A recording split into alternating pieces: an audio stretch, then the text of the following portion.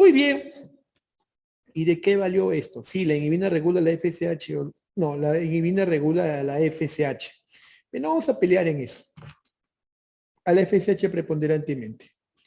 Bien, acá te pongo una vez más, para que ya no te olvides, núcleo arqueado supraóptico en la zona de, del olfato, al hipotálamo, el cual está produciendo el estímulo para que llegue a la adenohipófisis. Esta producción varía, se generan pulsos en el hipotálamo, varía, lo hemos podido medir a través de la producción de LH, hemos podido saber cómo trabaja la GNRH a través de la medición del LH, que es muy semejante. Y miren, a través de la hipófisis llega pues en la hipófisis la circulación celular, es una hormona también, es una hormona la GNRH, llega a la adenohipófisis y hay mecanismos que están mediados como son los opioides endógenos, como son la dopamina, el ácido gamma-aminobutírico, la norepinefrina para que también contrarregula esto. Llega a la adenohipófisis para que produzca la FSH y LH. Esta FSH y LH van a estimular al ovario para que produzcan estrógenos y progesterona. Por contrarregulación negativa le dice pues al hipotálamo para la mano. Por retroalimentación positiva, determinado día del ciclo menstrual, día 12-14, le dice, estimúlame más. ¿Sí? Estos son los mecanismos de regulación que se dan. Esto te lo pongo en perspectiva para que no te olvides, para que te quede claro, para explicar, para entender ya más cositas, porque tenemos que armar más conceptos. La verdad, jóvenes, que explicarte todo eso en unos 10, 20 minutos es complejo. Te lo tenía que dar así, de a pocos. La Pepa no te lo podía dar tan bruscamente, si no terminaba desfasado. Espero que después de esta te sea más fácil entender esta parte de la fisiología reproductiva. Muy bien, ahora bien, vamos a integrar conceptos. Vamos a integrar conceptos. El estradiol estimula la síntesis de prolactina. Un momentito, te está lanzando ahí solo, ¿ah? Núcleo arqueado supraóptico, el núcleo arqueado, núcleo supraóptico, núcleo arcuato supraóptico. Son términos sinónimos para esta explicación. Mira, quiero que veas esto, en esta tabla para integrar. Aquí tenemos la producción de las gonadotrofinas. Aquí abajito la producción del estradiol y la progesterona. Aquí los cambios ovulatorios que ya los hemos descrito, pero que lo vamos a integrar a esta cadena. Y acá los cambios en el endometrio. Mira cuando empieza la fase folicular, ¿no? En la fase folicular, ¿sí? Se empieza con la captación de los folículos, más o menos de 5 a 12 folículos son captados, 5, 12, 8, 12 folículos, para que desarrollen el estímulo de la FSH y LH, están ahí presentes más a predominio de la FSH, la hormona folículo estimulante, de la cual se sabe, acá en rojito, que tiene una bicapa, dice una doble meseta, así lo describen ellos. Entonces la FSH va estimulando la producción, mejor dicho, la diferenciación, el maduro de la maduración del folículo. A su par, a la vez, en la capa de la granulosa, se está produciendo el estradiol, el principal estrógeno de la mujer. En la granulosa, gracias a la acción de la FSH también, está produciéndose los estrógenos. De tal manera que cuando está cerca al día 14, unos 2 días antes, el estradiol llega a su máximo pico y hoy está reconocido que el pico del estradiol es importante para activar o hacer el efecto gatillo sobre la LH. Y a lo que voy es un concepto clásico. No va a haber ovulación si no es que hay pico de LH. ¿Quién es importante para que se produzca la ovulación? El pico de LH. No hay forma. LH en forma de pico. No hay otra forma para que se produzca ovulación fisiológica. Y ahora agárrate lo que te voy a decir. Para que haya pico de LH, tiene que haber un pico de FSH. Así que el fenómeno de los estrógenos se encadena, les tienen ahí un cliffhanger con lo que respecta al pico de la FSH. Está ligado fuertemente. Mira, se dice que el pico de LH ocurre unas 24 horas antes de la ovulación. Y yo diría que 24 horas antes se produce un pico de estradiol. ¿Sí? Entonces, esa es la importancia del estradiol y mira cómo va disminuyendo y luego se mantiene ahí un basal yendo lentamente. Una vez que se produzca la ovulación, una vez que se produzca la ovulación, yo te decía que es importante la presencia del cuerpo lúteo, ¿no? El cuerpo lúteo comienza a producir progesterona. Mira cómo comienza a producir progesterona, y a esta etapa le llaman etapa lútea, el papel máximo del cuerpo lúteo, y este cuerpo lúteo va a permitir que el endometrio se encuentre en su etapa más receptiva, más adecuada para que se implante el blastocisto. Al comienzo de la menstruación estaba el papel del estrógeno. El estrógeno estaba permitiendo que ese endometrio se comience a reconstituir y desarrollar. Una vez que se produce la ovulación, la progesterona es la que da mayor sostenibilidad y lo pone en su mejor receptividad, en su mejor condición al endometrio. Bien, estrógeno, progesterona. Mira, esto es lo que podría pasar si una mujer se embaraza. Si una mujer se embaraza, es decir, cuando el huevito se une con el esperma y este huevito llega al endometrio, se implanta y se implanta. Una vez que se implanta, este proceso de invasión del trofoblasto al endometrio permite la formación de gonadotrofina coriónica. Este proceso permite la formación de gonadotrofina coriónica. ¿Dónde se produce la gonadotrofina coriónica? En el sinsitio citotrofoblasto, en esta futura placenta. Esta gonadotrofina coriónica, aquí en anaranjado, va a permitir el desarrollo, va a permitir la sostenibilidad del embarazo. En adelante, la progesterona se va a mantener en niveles óptimos y ya no va a decaer. Para que se produzca la regla, otra forma de entender la menstruación es para que se produzca la menstruación, ocurre generalmente porque el estímulo de la progesterona cae a niveles bajísimos, pobres, y se produce mecanismos de apoptoicos en el endometrio se cae y viene la regla propiamente. El endometrio cae propiamente la regla. Entonces, la caída de la progesterona a un nivel crítico hace que el endometrio se descame y se produzca la regla. Entonces, al haber el embarazo, al haber incremento de gonadotrofina coriónica, le dice al cuerpo lúteo, no te caigas, continúa, y el cuerpo lúteo va a seguir trabajando hasta la semana 12 aproximadamente. Hasta la semana 12 aproximadamente, 14 de repente, 20 para algunas publicaciones, ¿sí? Va a seguir trabajando el cuerpo lúteo, y en adelante ya el que se encarga en la producción de progesterona es la placenta, el trofoblasto ya desarrollado. Entonces, esto es para tener en perspectiva cómo es el desarrollo, cómo se integra el papel de las gonadotrofinas, los estrógenos, la formación del folículo y el endometrio. Pero agárrate, no te vayas todavía, esto no acaba todavía, ¿eh? No acaba. Seguimos con un cliffhanger y nos vamos acá a lo que es ahora sí la producción del estrógeno y progesterona. Esto sí quiero que me entiendas porque este es tema de discusión y tema de repaso. Hemos ido armando uno tras otro concepto, espero que esto sea bien clarito para ti. Te decía, hace unas 10 diapositivas atrás, te decía que es importantísimo la presencia de la teca y la granulosa. Hablamos que la granulosa está formada por células foliculares que a manera de una corona le rodean al folículo y contribuyen pues a una forma no solo protección, sino nutrimento. Pero estas células de la T granulosa tienen un papel importantísimo, porque son células que responden muy bien a la acción de la FSH. Así que la FSH no solo se encarga de que el folículo desarrolle, sino que también tienen acción sobre estas células. De hecho, las células de la granulosa tienen receptores para FSH. Estos receptores de FSH permiten que en esta primera etapa, donde la FSH está bien producida, hagan que se conviertan los andrógenos, que le voy a comentar en unos minutos, se transformen en estrógenos. En los estrógenos, en el ser humano y la mujer son de 3 tipos, ¿no? Estradiol o 17-beta-estradiol, estrona y estriol.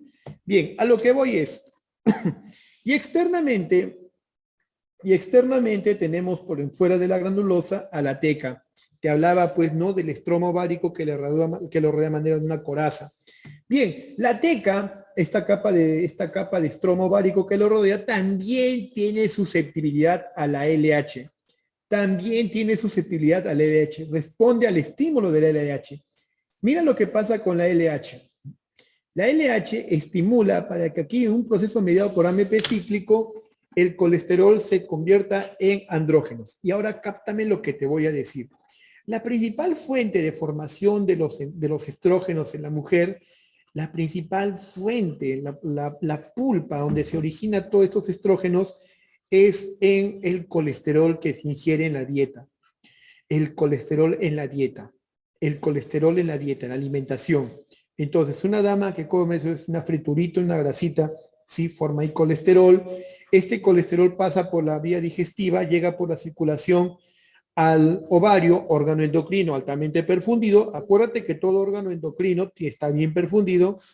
Entonces llega el colesterol a la célula de la teca y a través de la LH lo estimula, hace que esto se vaya muy bien. El colesterol, mediante un proceso mediado por AMP cíclico, se convierta en androstenediona y testosterona.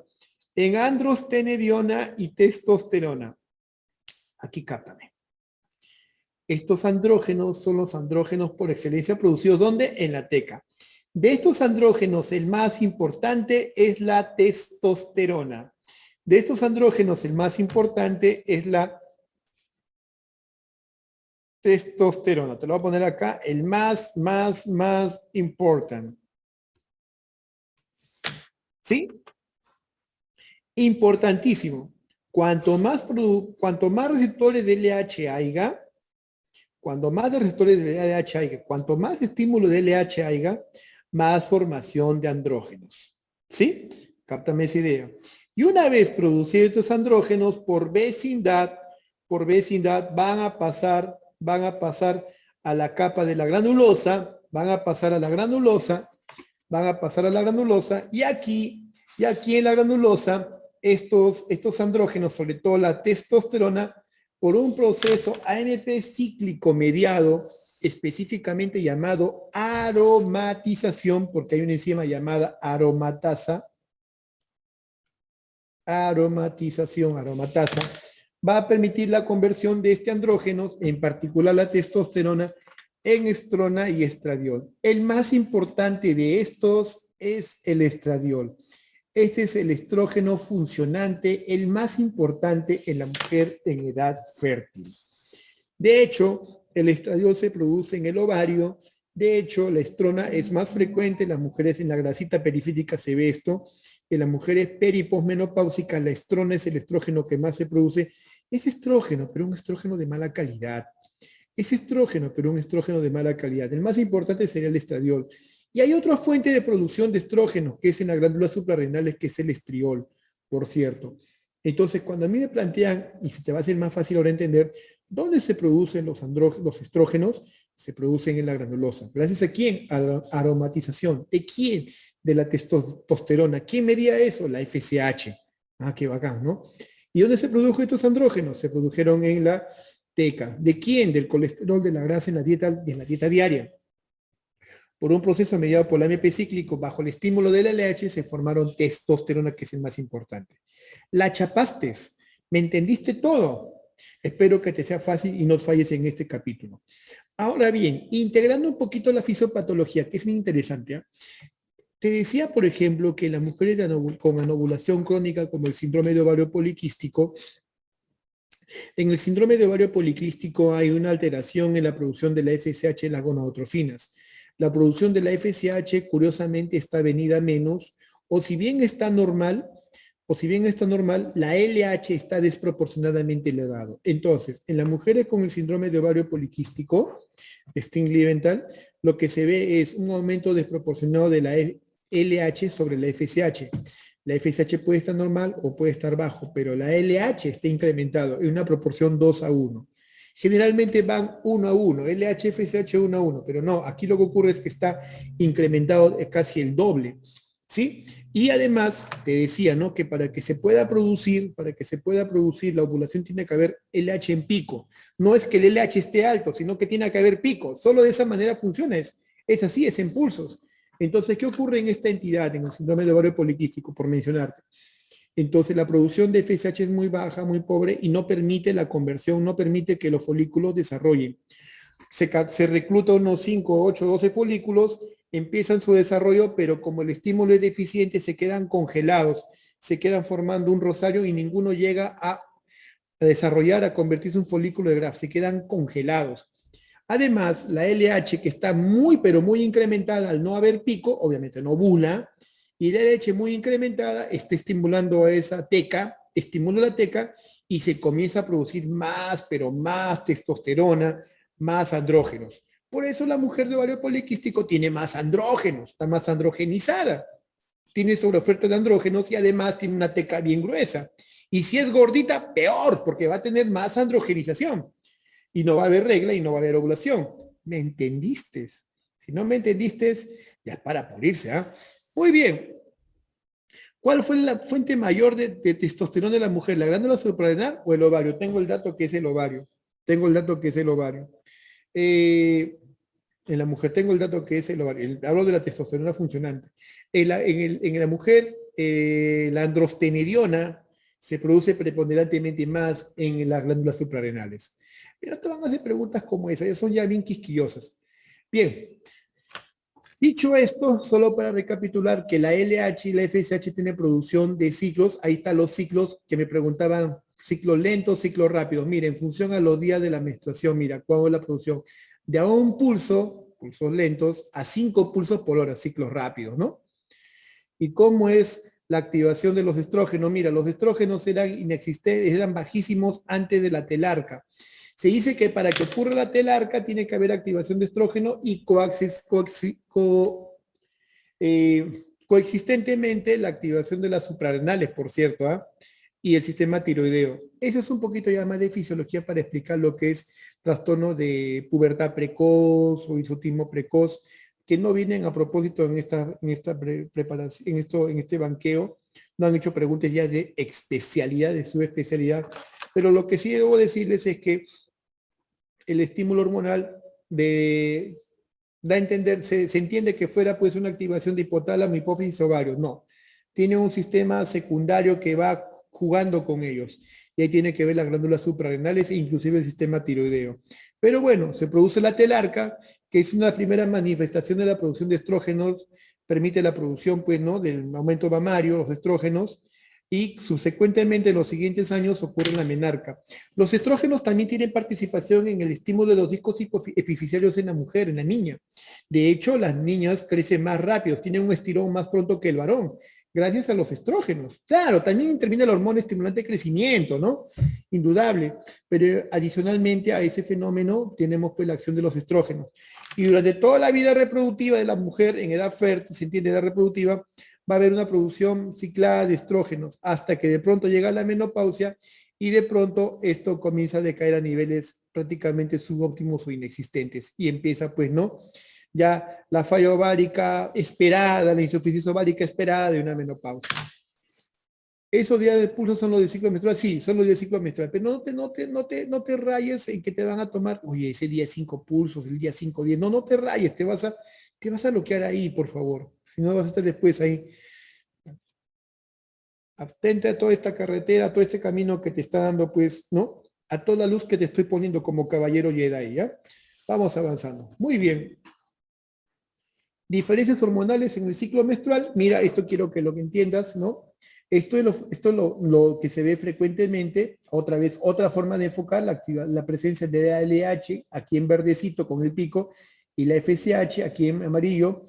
La producción de los estrógenos, mira la particularidad de los estrógenos con el pico de estrógenos antes del pico de LH y la acción de la progesterona que se ve con esta doble mesetita. Y mira lo que pasa cuando una dama recibe anticonceptivos orales. A los anticonceptivos hormonales, vamos a ponerlo acá, es un nombre bien elegante, ¿eh? A los anticonceptivos hormonales le dicen anovulatorios.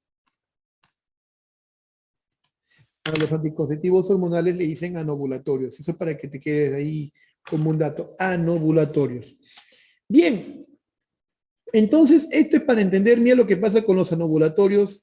Estos anticonceptivos hormonales imitan la estructura química de los estrógenos, de la progesterona. Bueno, es un estrógeno falso, si se puede decir, para el organismo. El principal estrógeno presente en los anticonceptivos orales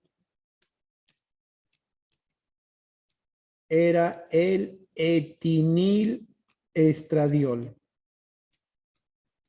el estrógeno sintético más empleado en el mundo entero. Hasta que de pronto llegó el estradiol sintético, ¿eh? Hasta que de pronto llegó el valerato de estradiol. Bueno, han llegado nuevos estrógenos, pero el más empleado, el sintético, es el etinilestradiol. Y de la progesterona o progestinas. Aquí empleamos de progestinas. Sí, porque progesterona, pues sintética, no vendría el caso, vas a estimular que haya desarrollo. Progestinas, productos que imitan a la progesterona en su estructura, y acá hay progestina de primera, segunda, tercera generación, levonorgestrel, norentidrona, noretisterona, dienogés, gestodeno, un montón de estrógeno, de progestinas que han salido. Mal haría yo en entrar en discusión hormonal, porque ese es todo un universo. A lo que voy es, estos anticonceptivos hormonales usan productos que remedan la estructura química de los estrógenos y progestinas, y claro, se unen a los receptores que hay para estas hormonas, se unen, pero no las hacen funcionar para nada. Se unen, ñanguitas, se unen ahí, pero no estimulan en nada. De tal manera que no hay cambio de estrógenos, cambio no hay progesterogénicos, y esto es lo que ocurre. Ciclos planos, ciclos ínfimos con poca o nada producción. ¿Y qué es lo que va a pasar? Pues no va a haber ovulación, no va a haber formación de folículos, el endometrio va a estar atrofiado, va a haber moco cervical. Esa es la base de la anticoncepción hormonal. Esa es la base de la anticoncepción hormonal. Bien, los estrógenos y progestinas no están por estar ahí, tienen funciones importantísimas. Mira, los estrógenos a nivel vulvar permiten una acción trófica, permiten que la vulva esté desarrollada en sus tejidos, esté bien desarrollada, esté en óptimas condiciones. En la vagina permite la proliferación del epitelio, hace que sea un epitelio acordemente desarrollado en espesor, en grosor, lubricabilidad. El orificio cervical externo permite que esté permeable. El moco aumenta la filancia del moco, que sea alcalino y que pueda haber la estructura de helecho. Cuando nace un frotis del moco cervical, va a haber la formación de un helecho. Al endometrio permite la proliferación glandular, sobre todo en la primera etapa, empezada la menstruación, por eso le llama etapa proliferativa al endometrio, y está básicamente comandada por quién, por los estrógenos. Las mamas están en una condición de reposo, en stand-by, hasta que inicie la lactancia. El miometrio permite el crecimiento del miometrio, y acá hay un detalle importantísimo. Ese estímulo estrogénico sobre el miometrio puede ser peligroso en ciertas patologías como la miomatosis uterina, La miomatosis uterina es el crecimiento de la fibra muscular, ¿sí? Propiamente la fibra muscular que revista algún vasito. Lo que pasa es que la miomatosis uterina, adelantando patología, la miomatosis uterina es la primera patología neoplásica benigna en la mujer, la primera patología tumoral benigna en la mujer, miomatosis.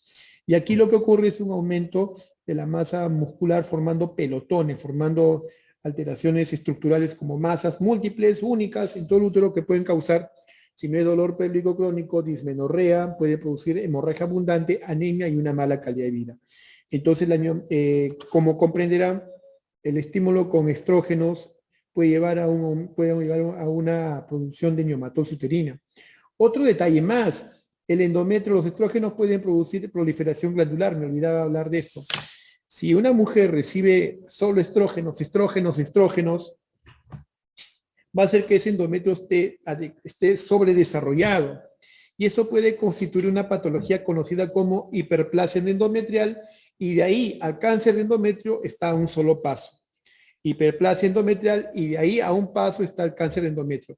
El estrógeno, cuando estimula sobre el endometrio sin parar, sin cesar, hace que prospere, que desarrolle a más no dar, y puede propiciar una hiperplasia, y de ahí está un salto al cáncer de endometrio. Es importante porque para que el estrógeno trabaje adecuadamente, tenga un contrapeso o alguien que le balancee, que es la progesterona. Es importantísimo. Por eso hablan de cuando una mujer recibe terapia de reemplazo estrogénica o estrógeno sin oposición, existe el riesgo que puede llevarle a hiperplasia endometrio, cáncer de endometrio. Y por otro lado, la aparición o que se exacerbe su cuadro de miomatosis uterina. Mira, todas esas cosas que podemos depender de eso. Y otros, los estrógenos tienen que ver con los caracteres sexuales secundarios, porque una dama tiene su voz tan melodiosa, la configuración de las mamas, la cintura de la dama, la distribución del vello púbico, incluso hasta aspectos como el temperamento, carácter de una dama tendrían que ver mucho con los estrógenos. Por otro lado, tenemos las progestágenos, que parecieran que contrarregulan o que actúan sopesando, contrarrestando la acción de los estrógenos. En cierta forma, siempre un organismo fisiológicamente tiene que haber estrógenos y progestágenos en constante equilibrio. La ausencia de uno de ellos puede producir algún trastorno. En el caso fisiológico de una mujer que ya está en la posmenopausia, ya no se produce pues estrógenos y progestinas. Bien, los progestágenos permiten en la vulva el aumento del espesor epitelial, una mejor maduración del epitelio, permiten en la vagina la descamación superficial, hacen que el orificio cervical externo esté un tanto más cerrado, más estrecho, estenótico. El moco disminuye con la progestina, se vuelve opaco, espeso, ácido, en todo caso puede repercutir en la capacidad de no permitir ingreso de agentes. Y eso tiene mucha importancia cuando una mujer está embarazada, ¿no? Porque al hacerse más espeso el moco cervical, actúa como un sello y obviamente no permite con más razón que ingresen bacterias hacia el útero fecundado, ¿no? Permite la maduración de glándulas y estromas en el endometrio, contrapesa muy bien al estrógeno en el endometrio, proliferación, hiperemia en las mamas, disminuye la contractibilidad del endometrio. De hecho, el embarazo es una etapa progesterogénica, tanto así que se considera que el embarazo es sinónimo de progesterona a nivel hormonal. ¿Por qué? Porque la progesterona permite al útero que esté en cierta condición de quiesencia, que esté tranquilo, loco, tranquilo, tranquilo, loco, no te me irrites. Esa es la acción importante de la progesterona sobre el útero, permite que esté en una quiesencia. De hecho, que embarazo, sinónimo de actividad progesterogénica. Y otra cosa muy importante y llamativa, ¿no? Que los la progesterona, progestágenos, repercuten sobre la temperatura basal. Es una hormona metabólica, termometabólica. Cuanto más actividad hay de la progesterona, vamos a ver un aumento de la temperatura corporal de la mujer. Así que una forma de poder saber si una mujer está ovulando, sería midiendo la temperatura basal y con eso ya puedo tener una correlación con la progesterona. Así es. Importantísimo, ¿eh? La temperatura basal, el aumento del cambio de la temperatura basal es un marcador indirecto de que está habiendo una ovulación, que está habiendo una actividad de la progesterona. Importante. Bien, y nos vamos a esto ya, con toda esta concatenación, veo las preguntas. Si hay alteración de las hormonas en los anticonceptivos orales, ¿por qué menstruan? Ah, buena pregunta. La pregunta te lo derivo así. Cuando una mujer está con anticonceptivos orales, ¿realmente menstrua? Mejor dicho, cuando una mujer está con algún método anticonceptivo hormonal, implante, ampolla, píldora, ¿sí está menstrua? No. Acostumbramos llamarle menstruación, pues, ¿no? Al hecho de que presenta sangrado, pero no es que regle. Propiamente no es un endometrio descamativo. Lo que ocurre es que aumenta el apetito. Caray, una experiencia personal debe ser. Ahí sí me agarran ya. Al descansar 7 días sin agua, claro, se produce la descamación. Lo que pasa es lo siguiente. Cuando una dama recibe un anticonceptivo oral combinado, lo que hace es recibir estas hormonas semejantes, remedadoras del estrógeno progestina fisiológico. Se unen al receptor y hacen que actúe de manera baja. Acuérdate que está produciendo estrógeno progestinas y estas no actúan haciendo retroalimentación ni negativa ni positiva. Acuérdate que estas hormonas, estos estrógenos, este estidilestradiol y este levonorgestrel, ¿sí? Trabajan en el organismo, pero no favorecen o no alimentan al sistema neuroendocrino. Localmente son capaces de producir, en el caso de la progestina, atrofia endometrial. Ese estrógeno no produce mayor desarrollo del endometrio. ñaca la pirinaca. Solo permite un control mínimo o aceptable de la función estrogénica. Por eso cae muy bien en las mujeres que tienen problemas con mucho estrógeno, ¿no? Acné, seborrea, por decir. y hace de que ese endometrio entre en atrofia, el moco cervical se espese y el endometrio al estar delgado, friabilizado, cuando tú suspendes el método anticonceptivo, ese estímulo que ha actuado que el endometrio esté aplanado, adelgazado, al cesar, desarrolla un poco, es inestable y viene el sangrado. Y en muchas mujeres vamos a ver un sangrado escaso, en poca cantidad y por breves días. Y en un grupo de mujeres, yo diría mayoritariamente, el segundo grupo, de repente la regla ya ni aparece. Así que es un efecto secundario del plan anticoncepción hormonal. Ahora, con respecto a los anticonceptivos, si producen obesidad o no, ya no estamos saliendo del tema ya de ginecología. Me gustaría conversarles del gineco, pero hay mucha discusión. Lo único que se ha visto estadísticamente que aumenta el sobrepeso y el apetito es con la anticoncepción trimestral. Con la anticoncepción trimestral. Después, además, es bastante discutible si estas producen obesidad o no. Te digo eso porque no hay una explicación coherente al respecto. Se dice mucho. ¿Por qué se le llama ciclar, no? Claro, en términos sinónimos, porque cuando vas a la anticoncepción hormonal, lo que vas a hacer es remedar, ¿no? Remedar en cierta forma el ciclo menstrual. Pero acá hay un detalle técnico bien importante. Hace unos 10 años atrás había anticonceptivos orales que fueron concebidos para que la cantidad de estrógenos y progestina sean variables según el día del ciclo menstrual, varíen en su proporción, en su cantidad del ciclo menstrual. Así tenías una caja, por ejemplo, en el cual los primeros 10 días el etinil estradiol era de 15 miligramos, los siguientes días de 30 miligramos y los últimos de 45. Y la progestina también, algo así. Había ciclos, había anticonceptivos bifásicos, trifásicos. Hoy por hoy, eso quedó ya prácticamente descontinuado en nuestro medio. Sí hay anticonceptivos aún que tienen esa característica de ser bifásicos. Uno de ellos, por ejemplo, es de Bayer, Claira, que tiene etinil estradiol con dienogés, utilizado en endometriosis, en síndrome de ovario poliquístico. Y de ahí salió eso de ciclaje, ¿no? El ciclaje con estos anticonceptivos. Hoy por hoy, el 90%, 99% de anticonceptivos hormonales en nuestro mercado las pastillas son de 2 combinados y toditas son uniformemente la misma proporción de progestinas estrógenos. Pregunta, al principio el estrógeno aumentó el endometrio y produce sangrado por aumento del endometrio real y luego cuando está en tratamiento a largo tiempo puede generar atrofia del mismo y sangrado de calcio. No, pues el que complementa eso es la progestina. Pero acuérdate que ese estrógeno y progestina que están dando no es el estrógeno funcionante propio de la mujer, el estradiol que contribuye al desarrollo y mucho menos la progestina es progesterona funcionante. Estos son medicamentos que lo remedan en algunas funciones, pero en otras no tienen mayor papel. Y hay el éxito. Es más, incluso algunas progestinas tienen una acción plus que la progesterona fisiológica no tiene.